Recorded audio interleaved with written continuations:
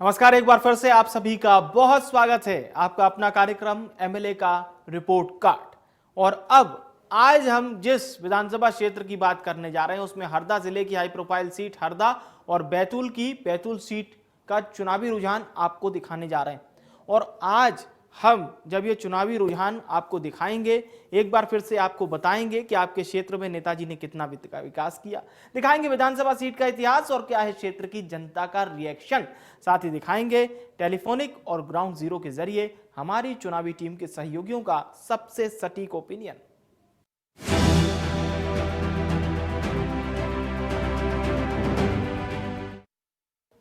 तो आज मध्य प्रदेश के मिनी पंजाब कहे जाने वाले हरदा विधानसभा सीट का चुनावी रुझान आपको दिखाने जा रहे हैं। प्रदेश की हाई प्रोफाइल सीट के रूप में हरदा सीट भी जानी जाती है।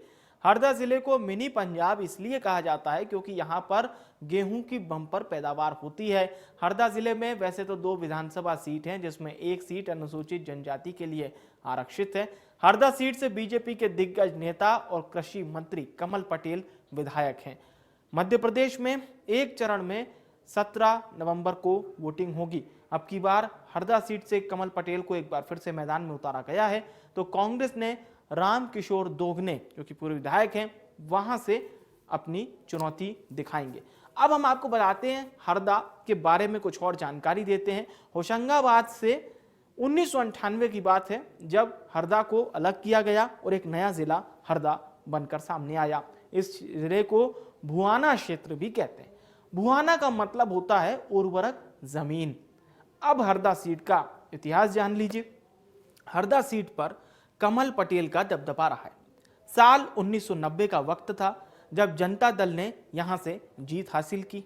1993 में निर्दलीय प्रत्याशी जीते। 1998 में कमल पटेल की फिर जीत हुई। फिर कमल पटेल ने 2003 के चुनाव में भी जीत हासिल की। कमल पटेल ने साल 2008 में कांग्रेस के हेमंत को हराते हुए चुनावी जीत की हैट्रिक लगाई।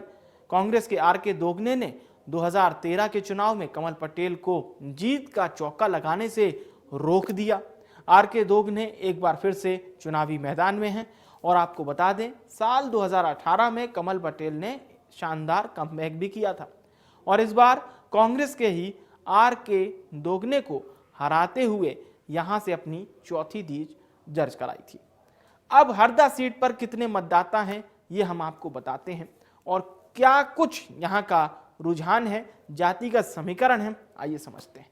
तो देखिए, साल 2008 के समय हरदा विधानसभा सीट पर कुल 2,10,579 वोटर्स थे, जिसमें पुरुष वोटर्स की संख्या 1,10,785 थी, तो महिला वोटर्स की संख्या 99,794 थी। साल 2023 में आपको बता दें कि हरदा विधानसभा क्षेत्र में कुल 2,35,975 मतदाता हैं, जिसमें पुरुष मतदाता 1,21,566 हैं, जबकि महिला मतदाता 1,14,404 यानी कि 1,14,404। ये हैं 2023 की बात।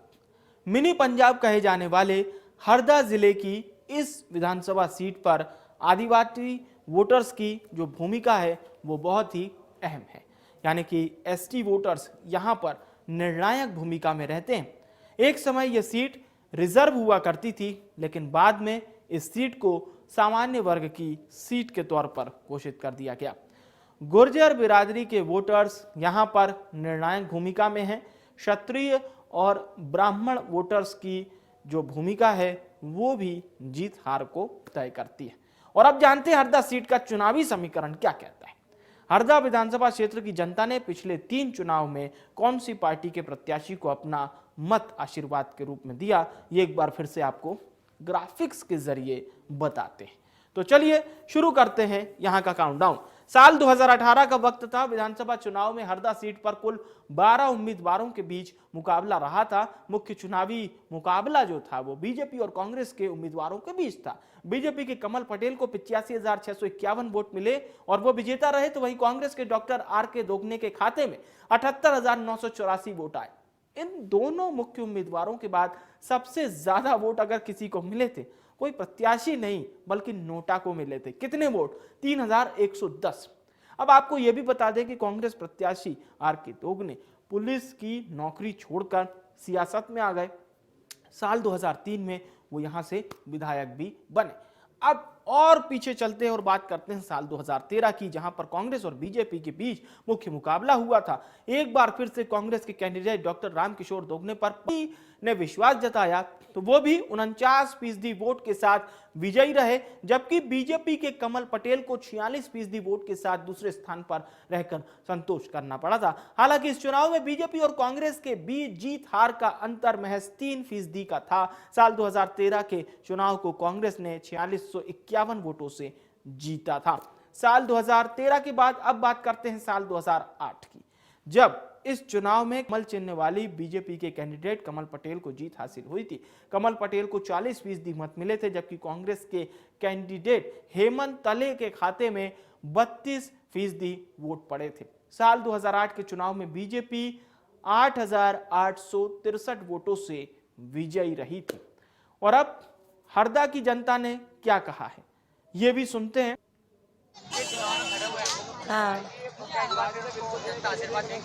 देंगे ना। हाँ, महंगाई इतनी कर दी है तो वो तो थोड़ी बहुत तो दिक्कत झेलना पड़ेगा यार दादा।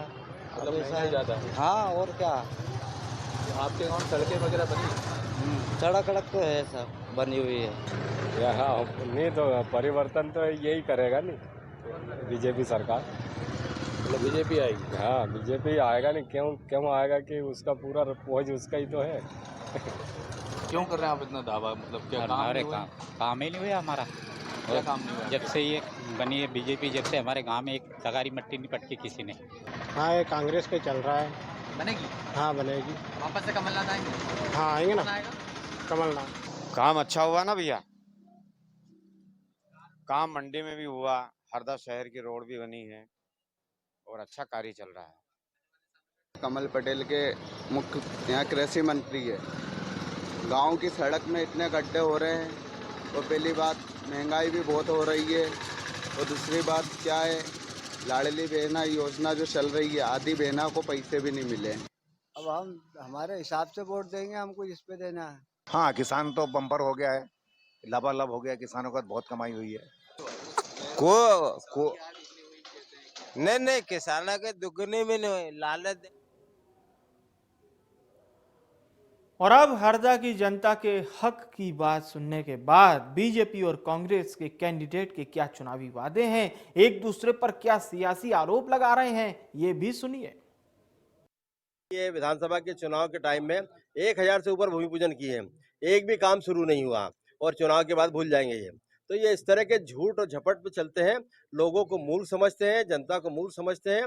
तो जनता समझ गई है, पहचान लिया जनता इनको उखाड़ फेंकेंगी कांग्रेस के साथियों के साथ में, और जनता भी हमारे साथ है। तो हम सब मिलकर इनको उखाड़ फेंकेंगे और इनको घर भिजवाएंगे। देखो मेन मुद्दा है, आपने देखा भ्रष्टाचार। हरदा में सबसे ज्यादा भ्रष्टाचार हो रहा, मध्य प्रदेश में सबसे भ्रष्ट जिला हरदा कहला रहा। पहले कांग्रेस अपने गिरेबान में झाके 15 महीने तुम मुख्यमंत्री रहे कमलनाथ जी, तुमने किसानों को धोखा दिया, कर्जा माफ नहीं किया, 1 रुपया तुमने बीमा नहीं दिया, 1 रुपया प्रीमियम नहीं भरा, बल्कि उल्टा इसके अलावा फाइनेंस का 100% हम बीमा करते थे, शिवराज जी के नेतृत्व में तुमने 75% कर दिया, इसलिए 2000 करोड़ का किसानों का नुकसान किया, पहले वो भरो। दूसरा, तुमने मुआवजा नहीं दिया, ना बीमा दिया, और न कभी किसी के खेत में गए। जब बोलते थे हम कि जाओ खेत में, तो बोले मेरे पास समय नहीं है। लेकिन भारतीय जनता पार्टी की सरकार बनते से शिवराज सिंह जी ने 1 सप्ताह के अंदर प्रीमियम जमा किया प्रदेश के हिस्से का, और हमने अभी तक 3 साल के अंदर 17,000 करोड़ बीमा दे चुके हैं किसानों को। कांग्रेसियों, किसान की बात करने का कोई नैतिक अधिकार नहीं, लेकिन हमको है, हमको जो कहते हैं वो करते हैं।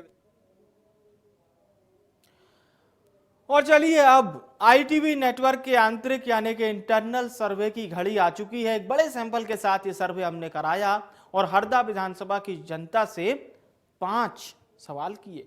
क्या सवाल थे, शुरू करते हैं सवाल जवाब का सिलसिला। सबसे पहले सवाल नंबर 1, हमने यहाँ की जनता से पूछा क्या आप अपने क्षेत्र के विधायक के कामकाज से खुश हैं। इसमें हाँ में 71% से ज्यादा जनता ने मुहर लगा दी है। नहीं कहने वाली जनता 27 है, कह नहीं सकते वाली जनता 1.5% से ज्यादा है। 71% का आंकड़ा हाँ में जवाब देता है यहाँ की जनता। क्या आप अपने क्षेत्र के विधायक को दोबारा चुनना चाहेंगे, यह है सवाल नंबर 2। और देखिए 71 के बाद अब जो दूसरा जवाब हाँ में आया है वो 70% से ज्यादा है, तकरीबन ये भी 71 को टच कर रहा है। 70.85% जनता हाँ में जवाब दे रही है। नहीं जनता कह रही है 27%, कह नहीं सकते वाली जनता 2% से ज्यादा। सवाल नंबर 3, अगर आपका विधायक उम्मीदवार मान लीजिए बदल दिया जाए तो क्या तब भी आप उसी पार्टी को वोट देंगे? इसके जवाब में तकरीबन 67% जनता हाँ में जवाब दे रही है। यह भी बड़ा चौंका देने वाला है सवाल नंबर 3 का जवाब।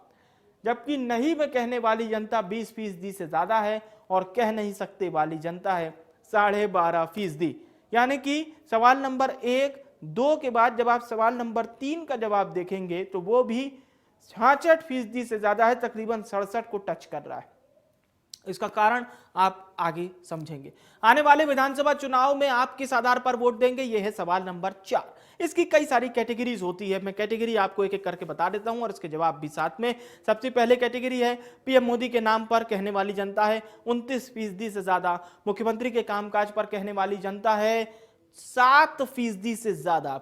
स्थानीय विधायक के कामकाज पर 24% से ज्यादा जनता ने मोहर लगाई है। लेकिन देखिए पार्टी के आधार पर 36% जनता मुहर लगा रही है। इनमें से कोई नहीं वाली जनता 2% से ज्यादा है। सबसे ज्यादा कैटेगरी क्या है? पार्टी के आधार पर। और सवाल नंबर 3 जो हमने पूछा था उसमें भी पार्टी की झलक सामने आती है। बढ़ते हैं आगे और बात करते हैं सवाल नंबर 5 की। सवाल नंबर 5 हमने जो पूछा है वो 2024 आम चुनाव के साथ 2023 विधानसभा चुनाव के लिए बहुत ही महत्वपूर्ण है। सवाल नंबर 5 हमने पूछा कि क्या विधानसभा चुनाव में भी मोदी फैक्टर काम करेगा? अनबिलीवेबल नतीजा आ चुका है। हाँ में कहने वाली जनता बहुत ज्यादा है, 84% से ज्यादा जनता कह रही है मोदी फैक्टर काम करेगा, जबकि 10% से ज्यादा जनता को लगता है कि मोदी फैक्टर काम नहीं करेगा और 4% से ज्यादा जनता कह नहीं सकते के मूड में। ये बात हो गई सवाल और जवाब की। चलिए अब इंटरनल सर्वे के बाद देखते हैं आज का रिजल्ट क्या कहता है।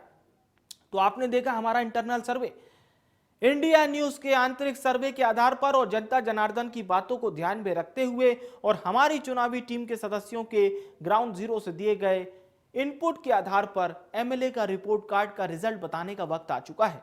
हरदा से विधायक और कैबिनेट मंत्री कमल पटेल को जनता ने 70% देकर पास कर दिया है। लेकिन आपको बता दें कि यह सिर्फ चुनावी सर्वे है, असली रिजल्ट तो साहब 3 दिसंबर को आएगा। ऐसे में हम भी इंडिया न्यूज अपने सभी दर्शकों से अपील करता है कि 17 नवंबर को अपने मताधिकार का इस्तेमाल जरूर करें और अपने विवेक से ही मतदान करें, क्योंकि ये आपका नैतिक कर्तव्य तो है, साथ ही साथ आपकी ड्यूटी भी है। और अब वक्त हो चुका है एक छोटे से ब्रेक का। ब्रेक के उस पार बात होगी मध्य प्रदेश की एक ऐसी सीट की जहां का सागौन बड़ा फेमस है।